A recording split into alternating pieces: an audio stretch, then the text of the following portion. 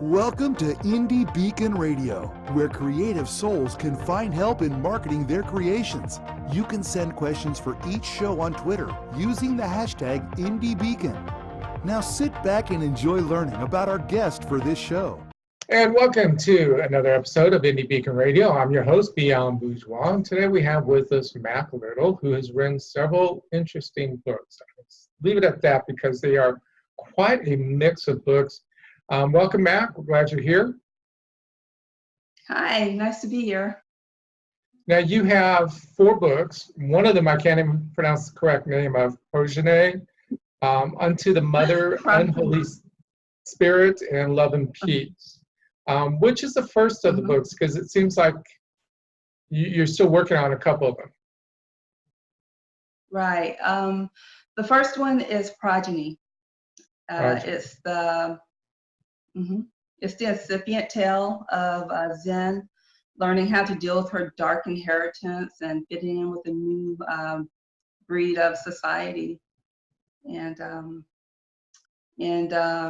after that is Unto the Mother, is when she is introduced to her actual relatives, her actual ancestors, and how she tries to fit in with the breed and face dangers with them.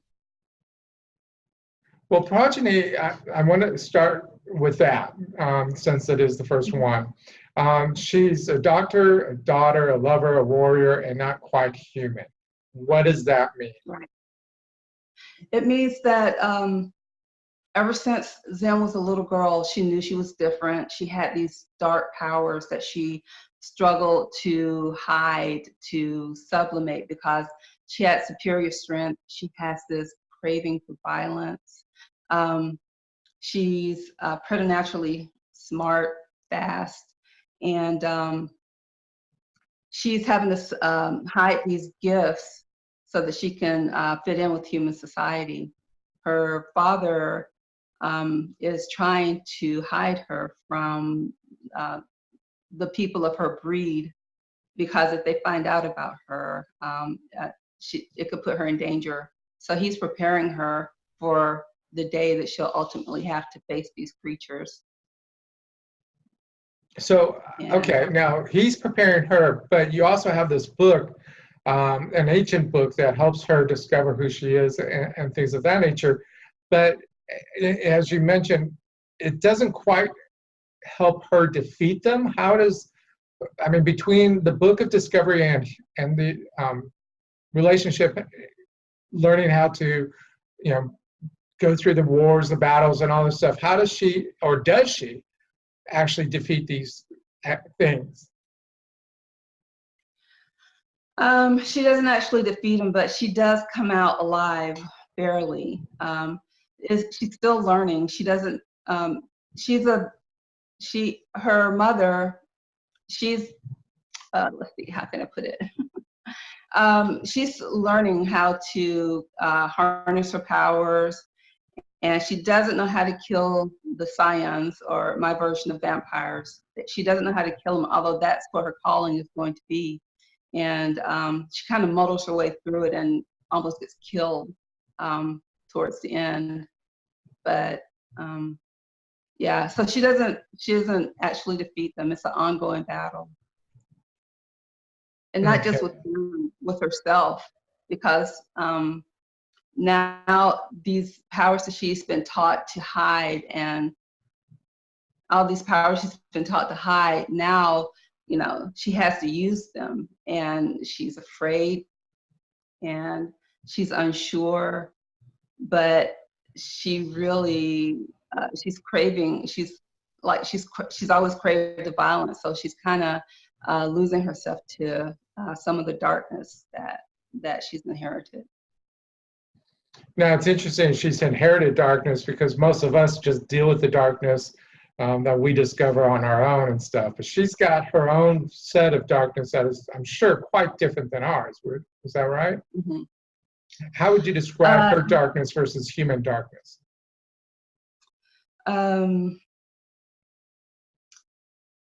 Well, it's is actually kind of similar. It's like human foibles turned up to 11, and it's almost an allegory of how women in particular have to sublimate their power in order to fit into society's spots for them. So she has this very potent sexuality. Because of her nature, she has pheromones that drive men wild and uncontrollably. And so she has to deal with certain assumptions about her because of her looks and her attractiveness. She's learning about human sexuality and falling in love, and she has to temper that with, you know, her sexual potency, and she has this strength and this craving for violence. So when she's confronted with humans who are frail and who can break, she has to control that. And a lot of times, we as women, we have the strength that we have a strength, but we're not allowed to display it for fear of being called bossy or, unfeminine, or, not fitting into society spots for us. So a lot of her dark powers are just correlates to some of the things that we as women have to deal with and hide in order to fit in to society. So saying that, I wonder if your book is more in line of helping women reach their powers, their own self-worth, but you're doing it in such a way that it's not directly saying that? Yes, absolutely. In fantasy and sci-fi, you have a wonderful opportunity for metaphor and for not only women recognizing their own struggle, but it hopefully presents it in a way that men can understand the struggle too and relate to it. And after they're done reading the book, before you know it, they have this sympathy and we have this understanding for ourselves and each other. So, but yeah, she's a new adult and she's struggling with identity. What am I? What sort of creature am I? And who am I supposed to love? And how am I supposed to love with all this darkness inside me? Now, because of being sci-fi, fantasy, and that mix of stuff, I've noticed that you have a lot of interesting character names. And we'll start off with Zen. And Zen is short for, and I'm going to let you say it because I know I'll probably say it wrong. What is her full name? Zenobia Grant. Okay. Mm-hmm. So And where are these names coming from? I mean, because they are not your typical type names. Where did you come up with these names? Okay, I'll tell you the origin, how I got to Zenobia. I'm a huge fan of Buffy the Vampire Slayer, and I was always, kind of disappointed that the cast wasn't diverse, and they didn't have any, main characters or main slayers that was a Black woman. And it's like, oh well, I think I'd like to turn that on its head and have like instead of having a white bread name like Buffy, have a character with a more, African American sounding name. And, I thought about Shaniqua, something like that. And then I came across Zenobia, and I thought, that sounds like a good name, a very unique name. But the history behind it is that Zenobia was a queen back in ancient Rome, and she fought against ancient Rome and, gave them hell. And, as I did my research for the story, Zenobia the queen ended up being the namesake for Zenobia, my character. Yes, does that make sense? Yes. Okay, but I mean, you do have a lot of other weird names in your stories. If you would just give some of them for the audience. Okay, let's see. There's Joseph. Well, most of the names I get from the Bible, the Quran, and Sumerian languages. So they're actually ancient names that I pulled out for my characters. We have Iblis.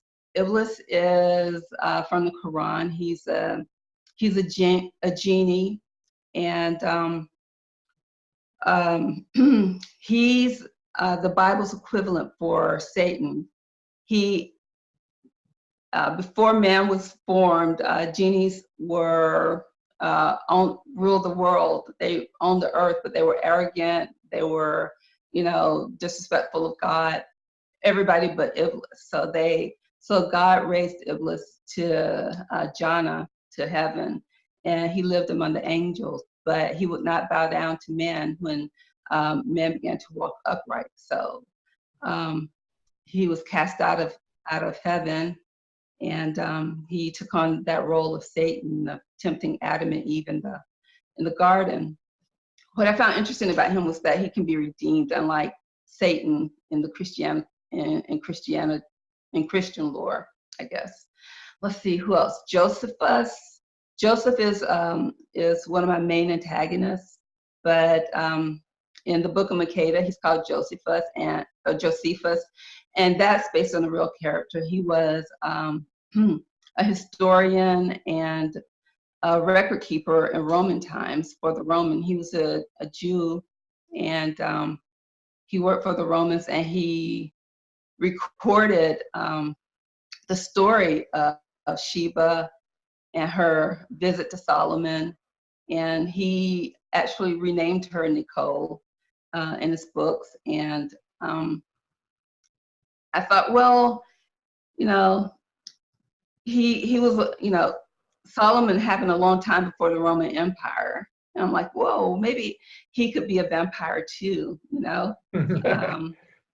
because he's lived so long, or he's recorded so much history. So why not? So Josephus became a vampire in my book. So that's where I got his name from. I'm going to stop you there. I'm going to stop you there because it is time for us to take a short break for our sponsors. But I will get back to those names and to the other books that you've got going. We'll be right back. What started as a love letter to her son has become an international love letter for all parents to their children. Now you can read acclaimed author Shanalee Charbonneau's story to your children. When her son was very sick, she calmed him by singing her own song to him. She turned that song into the book, My Mama Loves Me, I'm Her Little Boy. She wrote 3 more magical books for all parents and kids 6 and under. Available at Indie Lecter, Amazon, and all local and national outlets.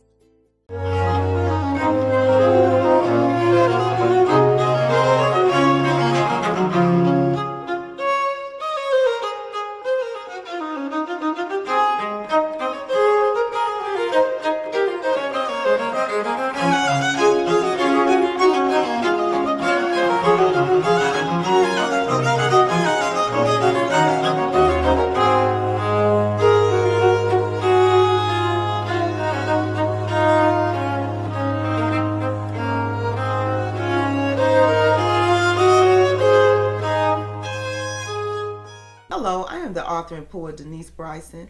I am the author of The Things That Cross My Mind, Love's Reality, both in book and audio form. I am also noted as one of the best poets of 2011. I have 2 new projects coming up. One is the Blinky series, where Blinky tells us all about our coins and our bills for our children. I also have a book coming out called Say Ye. It's quotes from Denise Bryson, just inspirational and that will help you along the way. Thank you for watching or listening to this show. Indie Lecter is proud to sponsor this programming. As a thank you for listening or watching, we would like to give you a 10% coupon code that you can use on our bookstore at indielecter.store.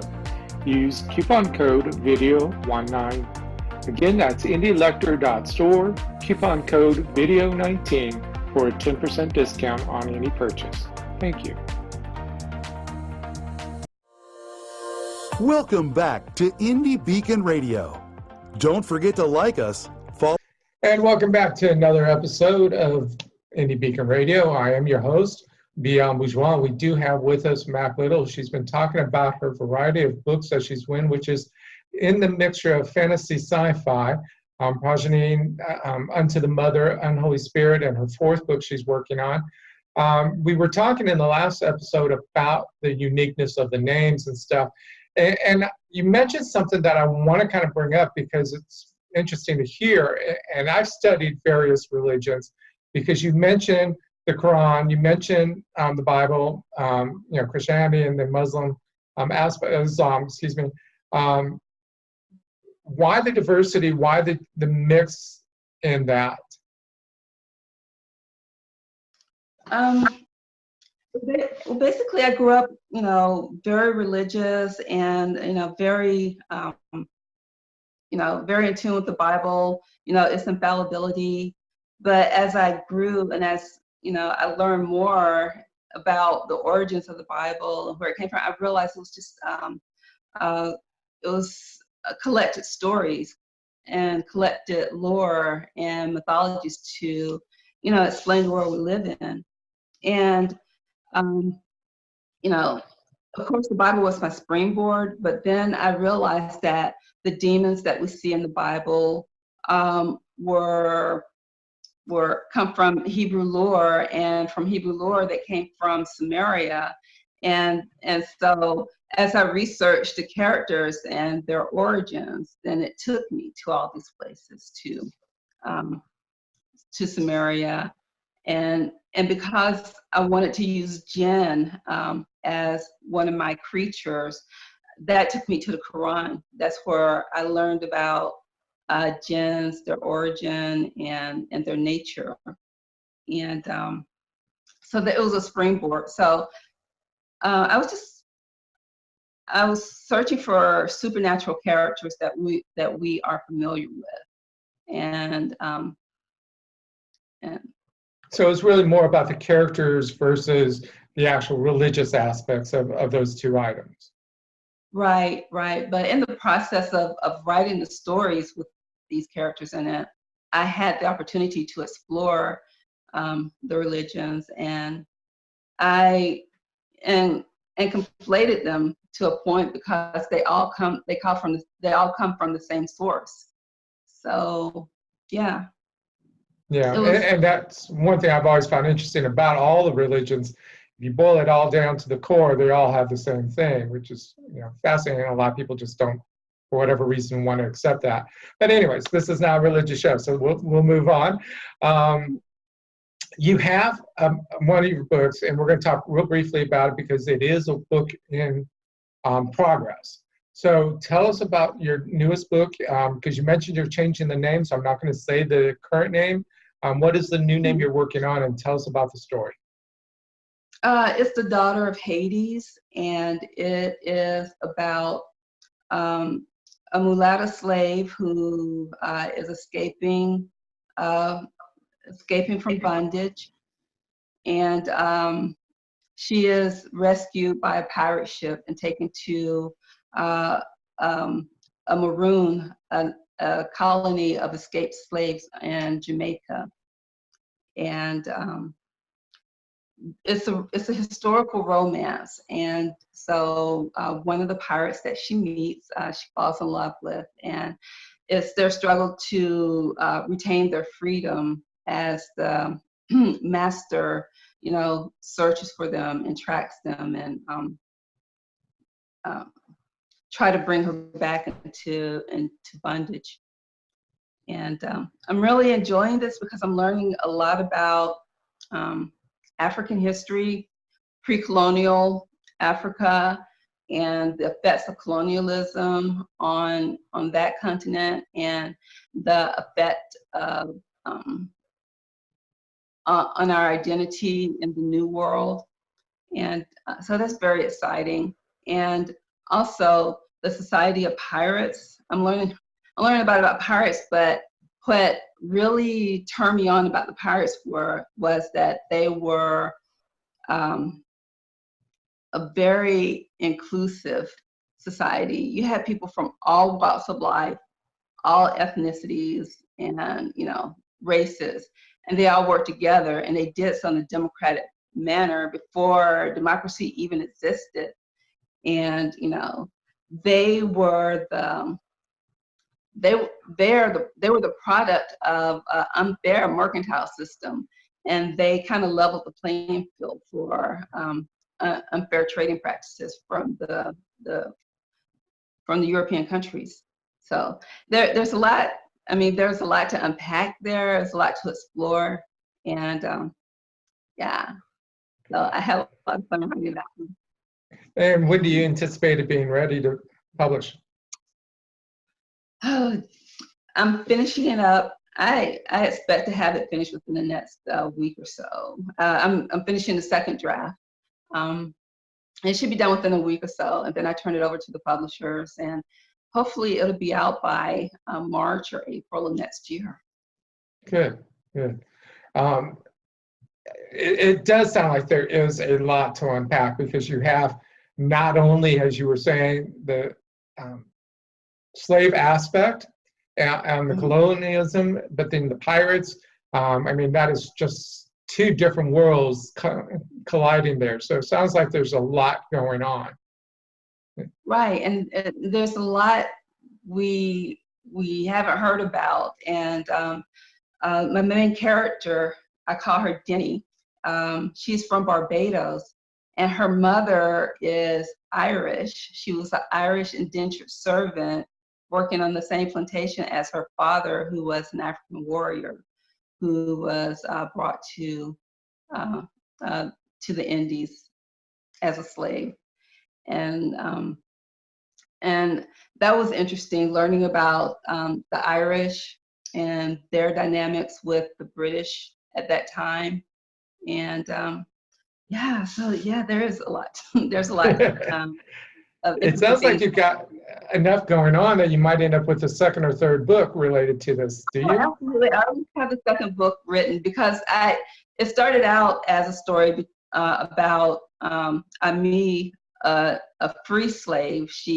Her parents had escaped to the mountains of Jamaica, and she falls in love with an indentured servant, a pirate, and they're fighting on opposite sides of a war, the British invasion of Jamaica. So that's the second book, but it was so long I had to cut it in half. I had to go back in and tell the story of Denny so that we can get Ami old enough to fight in the invasion. I'm sure you weren't prepared to have to go back and re-edit to have two different books there, but that's good. Right.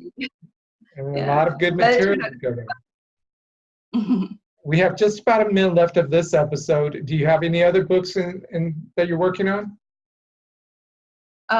Unto the Mother is done, and I'm seeking beta readers for it, because I'm about to just hand it over to my publisher for good. So if anyone's interested in beta reading that. And what's going on here is that as Zen is coming to terms with who she is and who her mother is, there is some dark force leaving dead children at her gate. There's a serial killer. And she has to go back and find out the source of this evil. And there is a tie to her childhood, and there's also a tie to her mother's history. And we learn a bit more about Zen's mother and her origins. Okay. Unfortunately, we don't have time to get into the dead children aspect, which is kind of good, I think, for our audience. They probably don't want to hear about that, but that's an interesting aspect of the story. So it'll be interesting to see what you do come up with that. We're going to step away, let our sponsors do their thing, and we'll be right back. What would you do if you had to put your life on hold to care for a loved one? I'm Charlotte Canyon, award-winning author of the book, You Have to Laugh to Keep from Crying, How to Parent Your Parents. That was a question I had to ask myself some 16 years ago, and you'll have to ask the same question. I had a father-in-law with dementia, a mother with Alzheimer's, and a dad with Parkinson, all at the same time.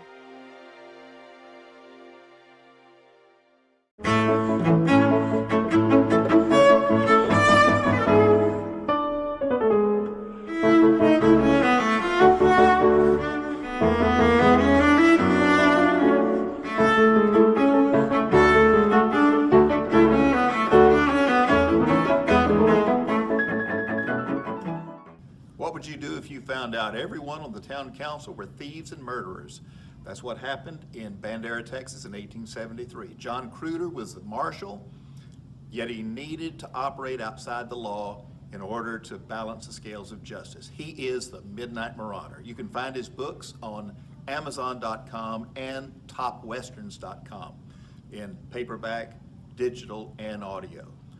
I'm Roy Clinton, and I hope you'll read The Midnight Marauder.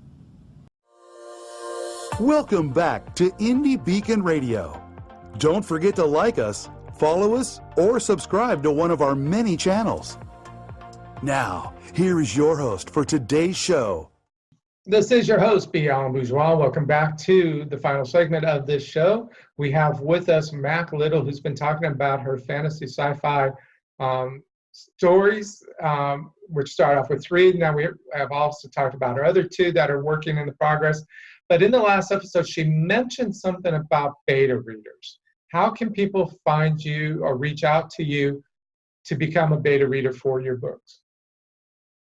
Okay, you can contact me through Facebook Messenger. I'm on there under the author name Mack Little. Also, my email address is contact@mack-little.com, mack-little.com. And you can email me personally and let me know if you're interested in reading. Great, and all of that is available on the website. Now, there was something that I saw on the website that kind of surprised me. And Bourgeois, you have, if I am correct, a soundtrack. Is that correct? Yeah. Mm-hmm. Tell me about that. Yeah, it's the songs that I listen to help me get into the mood for writing. One of my favorite artists is Nick Cave and the Bad Seeds, and he deals with a lot of themes that I deal with in my book. It's about the sacred and the profane. He likes to juxtapose his religious upbringing, his religious teaching and ideas with actual the actual state of being a human being and dealing with human desires, and he's very interesting. He's a very good storyteller. He's an amazing poet, and so he gets me into the mood for all of this pondering, and so all I did was the music I was listening to that got me into the mood to write the chapter or the scene is I just attached it to the scene and created a soundtrack for my readers to listen to so they can follow me on my journey. Also, there is Yemeni music. A portion of my story, Progeny, is set in ancient Yemen, and to get me in the mood for writing in that time period, I would listen to music from that time period. So that's included on the soundtrack too. And that's great because a lot of people don't realize that when we are writing, there are always outside influences helping us with the writing. Some cases it may be just conversation, it may be just the music, it may be almost anything. Even a dog barking can add to it and stuff. So it's great that you've actually taken that and helped the readers be able to actually enjoy not only with the reading, but get the feel and the sense through the music. So that's kind of cool. Yeah.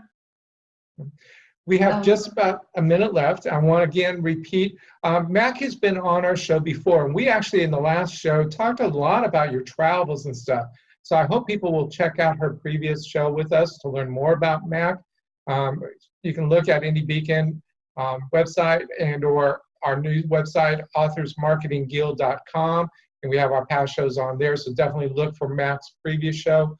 Again, like I said, she talked a lot about the books, but also about her travels, and she does do a lot of traveling, which is really neat.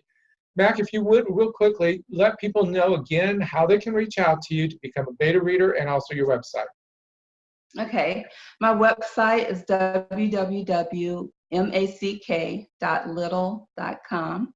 Wait. Now, is that dot little or hyphen? Hyphen little. Did I say dot? Yeah. Okay,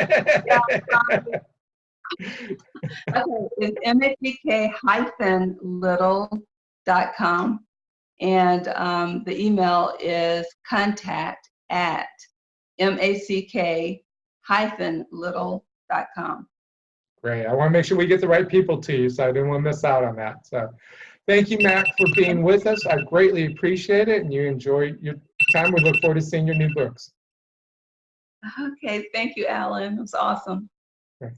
Thank you for listening to Indie Beacon Radio, where creative souls can find help in marketing their creations. To learn more about Indie Beacon services, to be a guest on the show, or to advertise on our show, please visit our website at indiebeacon.com.